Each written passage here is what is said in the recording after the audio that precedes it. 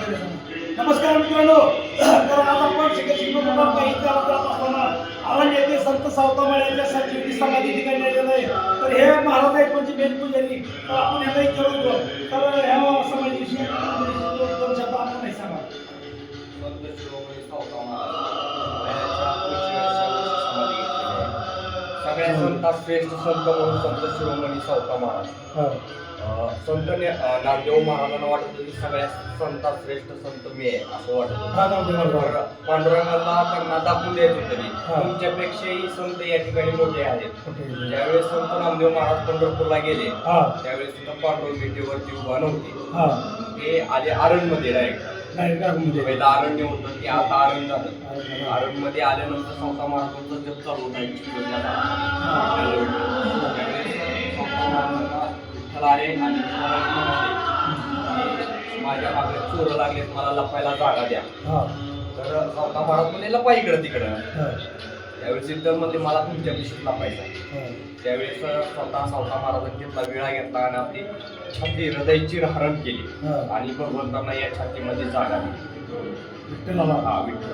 आणि संत नामदेव महाराज या ठिकाणी बुकेच्या साह्याने आरणमध्ये आले. त्यावेळेस त्यांना सावता महाराज जप करत बसलेले होते. त्यावेळेस मला दिसले. त्यांनी महाराजांना विचारले, विठ्ठल आलेत का इकडे? महाराज म्हणजे नाहीत आले, इकडे तिकडे बघा. त्यावेळेस संत नामदेव महाराजांना लाल शाला दिसला. त्यावेळेस संत नामदेव महाराजांचं चिरहरण झालं या ठिकाणी. त्यांनी त्यावेळेस धन्य ते आरण रतनाची खाना जन्मली लाल सावता सागर प्रेमाच्या अगर घेतीला अवतरण माळे घरी. या आपण संत नामदेव महाराजांनी या ठिकाणी गायला. असे सगळ्या संतात श्रेष्ठ संत शिरोमणी असं सावता महाराजांना उल्लेख दिलेला आहे. स्वतः संत ज्ञानेश्वर महाराज, संत नामदेव महाराज या ठिकाणी उपस्थित होते समाधी घेताना. समाधी या ठिकाणी संजीवन समाधी आहे. वयाच्या 45व्या वर्षी समाधी घेतलेली आहे. जन्मशके 1172, समाधी शके 1217. ज्यावेळेस समाधी घेतली त्यावेळेस ही स्वयंभू मूर्ती पांडुरंगाची प्रकट झालेली या ठिकाणी. तर बघू शकता हे पांडुरंगाची मूर्ती स्वयंभू मूर्ती आहे. ऑटोमॅटिक स्थापन कोण स्थापन केलेली नाही काही स्वयंभू मूर्ती आहे. तरी संत सावतामाळ्याचं आरणचं मंदिर समाधी संजीवनी ठिकाणी आपण आलो आहोत. महाराजांनी आपल्याला भरपूर सगळं नंबर 1 मध्ये माहिती सांगितली. तर धन्यवाद महाराज. आणि आषाढ वद्य अमावस्येला महाराजांनी पांडुरंगाच्या दिंडी सगळ्या दिंड्या पांडुरंगाला भेटण्यासाठी पंढरपूरला जातात आषाढीला. पर महाराजांची पालखी कधी पंढरपूरला गेलेली नाही. भगवंत त्यांना भेटण्यासाठी आरणमध्ये येते. आषाढ वद्य अमावस्येला आदल्या दिवशी महाराजांची पुण्यतिथी असते. पुण्यतिथीच्या आदल्या दिवशी पांडुरंगाची पालखी आरणमध्ये येते. त्यावेळेस 4 दिवस मुक्कामी असते. त्यावेळेस सावता भक्त वारकरी संप्रदाय या ठिकाणी भरपूर उपस्थित असते. भरपूर गर्दी या ठिकाणी उपस्थित असते. जसे तुळजापूरला ज्योत जाते तशी महाराजांची ही ज्योत या ठिकाणी लावून दिल्या जातात. जवळजवळ 300 ते 350 ज्योत आपण या ठिकाणी लावून देतो.